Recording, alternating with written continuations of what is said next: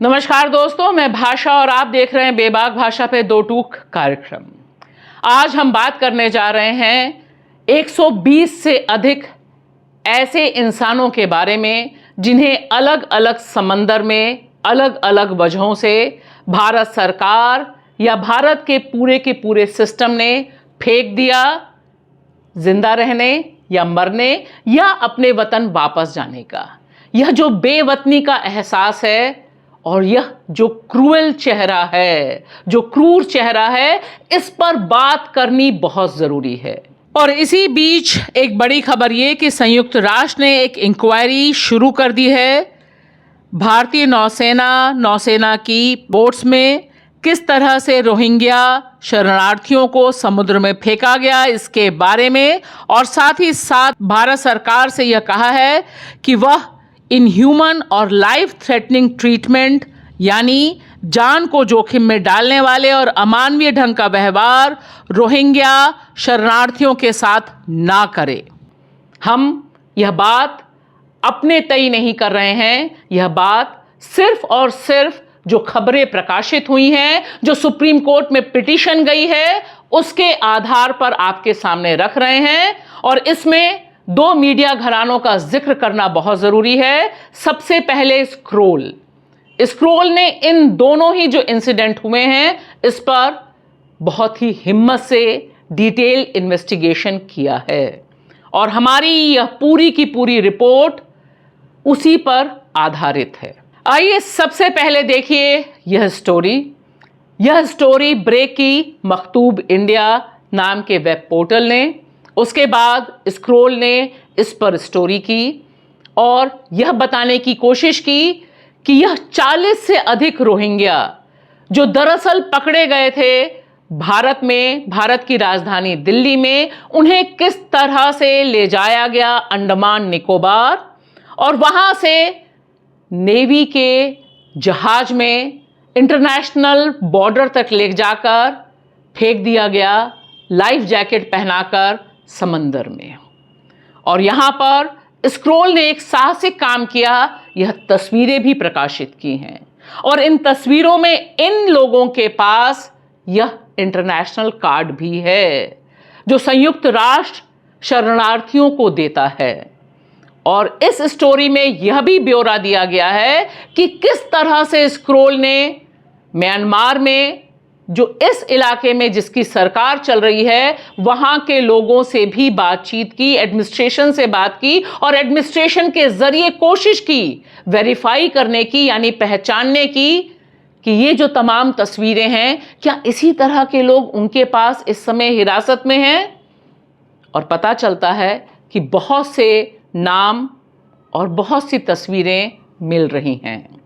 लेकिन इसी बीच जो दूसरा डेवलपमेंट होता है इसी स्टोरी के संदर्भ में, वह यह कि सुप्रीम कोर्ट में जो जनहित याचिका दाखिल की गई, जब दिल्ली से रोहिंग्या शरणार्थियों को पकड़ा गया तब से ही खलबली मची हुई थी और उस समय सुप्रीम कोर्ट का दरवाजा खटखटाते हुए यहां पर डिटेल में पिटीशन दाखिल की गई और पिटीशन दाखिल करने वालों की तरफ से कोलिन गोंजाल्वेस खड़े हुए और उन्होंने कोशिश की सारा का सारा ब्यौरा देने का। यह पिटीशन अगर सच्ची है तो कल्पना करने में भी सिहरन होती है कि भारत की सरकार ऐसा कैसे कर सकती है उन लोगों के साथ जिन्होंने भारत में शरण ले रखी है, बिना किसी प्रोसेस के, बिना किसी को पब्लिक में बताए कैसे समंदर में फेंका जा सकता है जीते जागते इंसानों को, जिसमें बड़ी संख्या में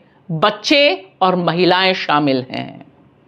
और देखिए, माननीय सुप्रीम कोर्ट ने कहा कि आप जो ब्यौरा दे रहे हैं वह बहुत फैंसी लग रहा है, प्रमाण कहां हैं, और फिलहाल अब इस मामले की सुनवाई जुलाई तक टाल दी गई है।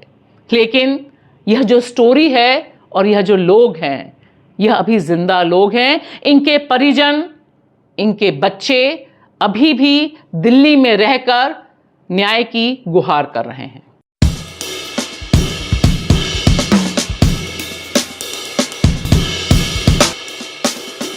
और इसी के साथ यह दूसरी स्टोरी ब्रेक होती है।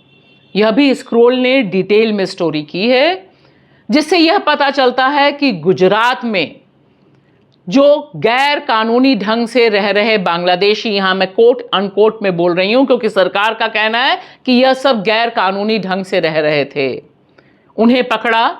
450 लोगों के बारे में सूचना मिली थी हमें कि उन्हें हिरासत में लिया गया, और संभवतः उन्हीं में से, यहां मैं संभवतः कह रही हूं क्योंकि मेरे पास इस बात का कोई प्रमाण नहीं है, लेकिन जो खबरें हैं, जो तस्वीरें हैं, वह चीख चीख कर बता रही हैं कि इनका लिंक क्या है।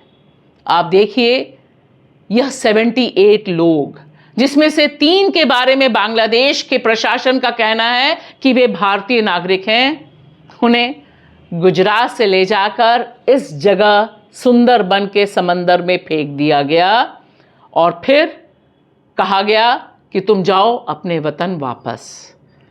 सवाल बहुत साफ और तीखा है इस समय कि यह सारा का सारा प्रोसेस उस समय किया गया जिस समय देश में हालात नॉर्मल नहीं थे। ऑपरेशन सिंदूर चल रहा है। पहलगांव आतंकी हमले के बाद से लगातार तनाव बढ़ा हुआ है और हमें अचानक ही खबरें मिलती हैं कि दिल्ली और गुजरात और बाकी जगहों पर भी गैर कानूनी ढंग से रहने वाले बांग्लादेशी और रोहिंग्या के खिलाफ एडमिनिस्ट्रेशन सख्त कदम उठा रहा है, बुलडोजर चल रहे हैं, उन्हें गिरफ्तार किया जा रहा है। लेकिन उस समय भी कल्पना से परे था कि इस तरह से इन जीते जागते इंसानों को, जिसमें बड़ी संख्या में बच्चे और महिलाएं हैं, इस तरह से समुद्र में फेंका जा सकता है। और यहां लिंक बहुत कॉमन है। जो तमाम सोशल मीडिया पर पोस्ट हो रही है वह बता रही है कि दरअसल मुसलमानों से नफरत जो सिस्टम में घुस गई है, उसका नतीजा इस तरह के एक्शन में है। यहां याद कीजिए, अमेरिका ने भी गैर कानूनी ढंग से अमेरिका में रह रहे भारतीयों को वापस भेजा था। याद है आपको? तस्वीर आपको याद दिला देगी। कैसे भेजा था? हमें बहुत दुख हुआ था।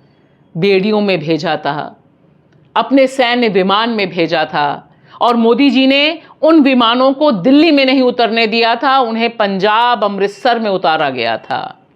तब बहुत बड़े सवाल उठे थे कि क्या इस तरह का अमानवीय ट्रीटमेंट किया जा सकता है। अब सोचिए, वहां तो विमान के जरिए ट्रंप भेज रहे हैं भारत में वापस, और यहां हम उन्हें समंदर में फेंक दे रहे हैं सिर्फ लाइफ जैकेट पहनाकर। और जो PIL दाखिल की गई है, अगर उसमें कुछ भी सच है तो वहां पर लोग बता रहे हैं कि किस तरह से उनकी आंखों में पट्टी बंधी हुई थी, किस तरह से उनके हाथ बंधे हुए थे, और किस तरह से उन्हें नौसेना के बोट्स में ले जाया गया और इंटरनेशनल बॉर्डर के पास ढकेल दिया गया समुद्र में, सिर्फ एक लाइफ जैकेट के सहारे।